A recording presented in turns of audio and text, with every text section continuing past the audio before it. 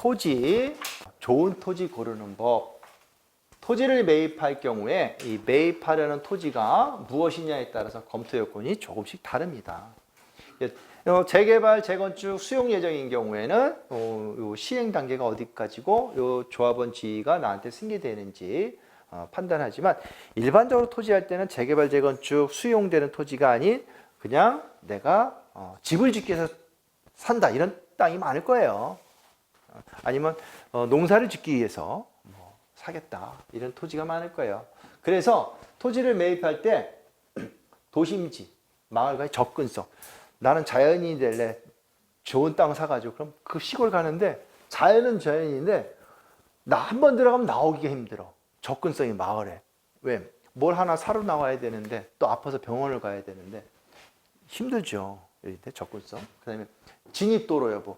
누가 좀 찾아와야 되는데 불이 나면은 소방차도 꺼야 되는데 도로도 못 들어오는 도로. 이러면 힘들겠죠. 진입도로 여부. 혐오시설 주변에 뭐 분묘가 막 수기 한두 개도 아니고 주변에 묘가 쫙 깔렸어. 그 다음에 고압선. 옆에서 보니까 찌릿찌릿해. 잼버리. 네. 건축이 가능한지가 중요하겠죠. 건축이 가능하기 위해서는 두 가지만 하시면 돼요. 이 토지를 살 때 이 건축 허가를 받기 위해서 두 가지가 있어야 돼요. 뭐냐면 첫 번째 도로, 두 번째 배수로. 그냥 도배 그래요. 도배. 도로가 해결돼야 되고요. 배수로가 있어야 돼요. 왜냐하면 우리가 먹고 흘리고 싸고 있잖아요. 배수로가 있어야 되거든요. 국어, 또랑 흘려내는 거 그게 있어야 된단 말이에요. 도로는 이제 뭐 현황 도로여도 지방 같은 경우에는 되고요. 그래서 일반적으로 도로면 건축법상의 도로고 허가 내기 위해서는 4m 도로에 2m 이상 접해야 된다. 도로가 4m. 왜 그러냐면 차가 보통 폭이 2m 해갖고 왔다 갔다 하려면 3m 나와야 되고, 내가 또 집을 들어가려면 그 도로 폭이 2m 이상 접해야 된다. 내 땅에. 그래야지 허가가 내주는 거예요. 근데 꼭 반드시 꼭 그렇지만은 않아요. 지방 같은 경우에 시골 같은 경우에 4m 안 되는 도로가 엄청 많거든요. 근데 집 다 지어놓고 살죠. 시골에서. 그죠? 꼭 도로가 아니어도, 지목상 도로가 아니어도 이게 막 전답인데 실제로 도로를 이렇게 꾸불꾸불한 데도 다녔잖아요. 그 이제 지방의 현황 도로를 해가지고 읍면 거기던 데에 이제 그 지자체에서 허가를 내주는 경우가 있어요. 그런 거. 이제 원칙적인 거는 그렇다. 자, 농지의 경우에는요, 농지의 경우 현황상 농지가 아닌 경우이거나 지상물이 존재하는 경우 농지 취득 자격증명이 발급이 안 될 수 있으므로 사전에 확인해야 된다. 아까 농지증, 농지 취득 자격증명 줄여서 농취증이라 그랬는데 요거를 잠깐 말씀을 드렸는데 농지를 취득할 때 농취증을 받아야 되는데 농취증이 안 나올 수가 있어요. 그리고 어떤 경우가 안 나오냐면 이제 지목은 농지인데 현황상 농지가 아니야. 농지를 사용하지가 않아. 농지를 사용하지 않고 뭐 주차장으로 쓰고 있어요. 아니면 농지에다가 어떤 컨테이너를 놓고 거기서 다른 걸 하고 있어요. 이러면요, 지상물이 존재하는 경우 이거는 농취증 못 내줘요. 이래 버릴 수 있어요. 그러니까 사전에 알아보고 하셔야 돼요. 농지 같은 경우. 어디다 알아봐요? 관할 읍면 사무소 있죠? 그 농지 취득 담당자한테 물어보시면 돼요.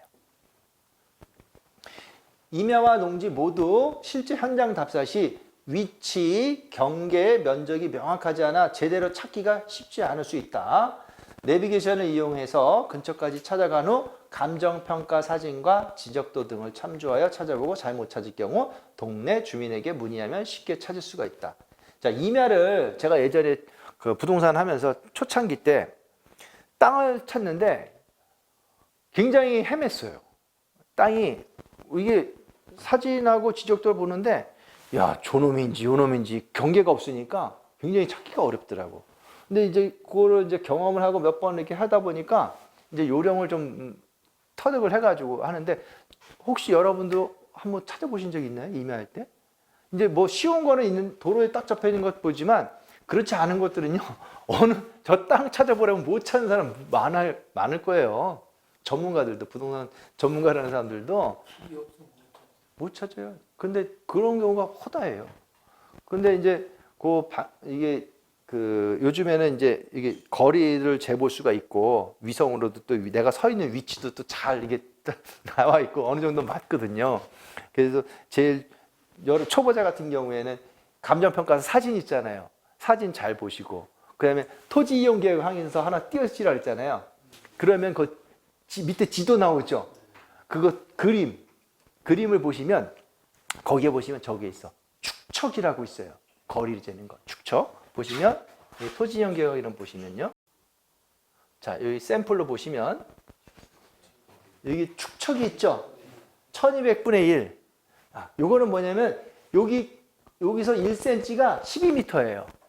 1cm가. 그래서 내가 요 땅이잖아요. 그럼 여기서 10cm다. 그러면은 120m야 거리가. 5cm면 곱하기 뭐 하면 되겠죠? 네. 이렇게 해서 거리를 잴 수가 있어요. 거리로. 대략 그럼 경계가 이 정도에서 저기서 이렇게 나오겠구나. 웬만한 건요. 감정평가서 사진하고 토지연계관하고 네이버 보면 위성지도 있잖아. 그거 보면 웬만하면 다 찾아요. 그리고 현장에 가서 땅의 모양과 경계, 땅의 기운을 한번 느껴본다. 자, 혹시 파묘 보셨어요? 파묘? 보셨어요? 네. 그러니까 저기 있잖아요. 지관. 느낌이 으슬으슬 하잖아요. 그 묘에 갔을 때는 다른 데는 이 명당이라 그러고 느낌이라는 게 있잖아요. 산에 지세가 있고 그리고 흙을 맛을 보잖아요. 바로 태잖아요. 그런 게 인간 어떤 과학적이진 않지만 그런 게 있어 사람에. 그래서 여러분들이 봤을 때 그 땅을 갔을 때 왜 느낌이라는 게 있거든요. 그게 좀 무시 못해요 나한테. 예, 그 수맥도 있고. 그래서 그런 안 좋은 땅은 사실 피하시면 돼요. 안 하시면 돼요. 그리고 토지는 시세와 감정 가격이 제대로 반영되지 않는 물건 중 하나다. 그래서 감정가를 절대 맹신하지 마시고 신권부터 분석을 한다. 내가 관심 있는 토지가 나왔다면 자, 요거는 감정 가격이 적어지니까 한 번 더 빠지면 그때 봐야지 이게 아니고 최초 매각길 신권부터 조사를 하는 거예요. 그래서 이 물건이 감정 가격이 싸네, 비싸네 이렇게 판단해야 되는 거예요. 대부분이 감정 가격이 제대로 반영되지 않은 게 토지예요. 제일 많이 물건 유형 중에. 그래서 심지어 자, 감정가가 4천만 원인데, 예? 4천만 원인데 4억에 입찰한 사람이 수십 명짜리가 있었어요. 이런 게 말이 돼요? 어떻게 감정을 그렇게 하냐 이거야. 자, 이제 중요 체크사항 보시면 토지 중요 체크사항, 물건사항과 권리사항 구분해 보셔서 물건에서 어떤 부분을 체크하냐. 입지, 자, 입지 보시고 그 다음에 방향, 여기 이제 남향을 바라보냐, 북향을 바라보냐 이렇게. 그다음에 경사도 중요해요. 임야 같은 경우에 경사도가 급하면요, 25도 이상이면 허가가 안 나와요. 산지 전용 허가, 임야 같은 경우 산지 전용 허가가 안 나옵니다. 그다음에 주변에 분묘가 얼마나 있나, 자 보고 참 세 번째 도로 여부, 도로 중요하다. 그다음에 배수로, 건축 허가를 위해서 배수로. 그 다음에 메인 목적에 적합한지, 내가 이걸 농사를 지으려고 하는 거다. 아니면 심을 과수, 그런 과수가 적절한지, 토지 뭐 이런 거. 그 다음에 집을 짓는다. 그러면 시골이다 그럴 경우에 또 너무 외지면 전기나 이런 게 또 안 들어올 수가 있어요. 전기가 또 주변 마을하고 가까워야지 전기도 들어오고. 200m 이상은 기본이지만 그 이상은 또 추가 요금 내야 된다. 전기 같은 경우에. 예, 상하수도, 수도 사용 가능한지. 그 다음에 이제 시세와 개별 공시지가. 그 다음에 권리사항에 있어서는 토지 이용 계획 확인 원상의 권리 제한 유무. 그 다음에 농지 취득 자격증명 발급이 가능한지 농지의 경우에. 그 다음에 수목, 관상수, 유실수 등이 있을 경우에 감정평가에 평가되었는지 여부. 그 토지가 경매로 나왔는데요. 그 수목은 제외. 대부분 다 포함인데 수목은 제외도 있어요.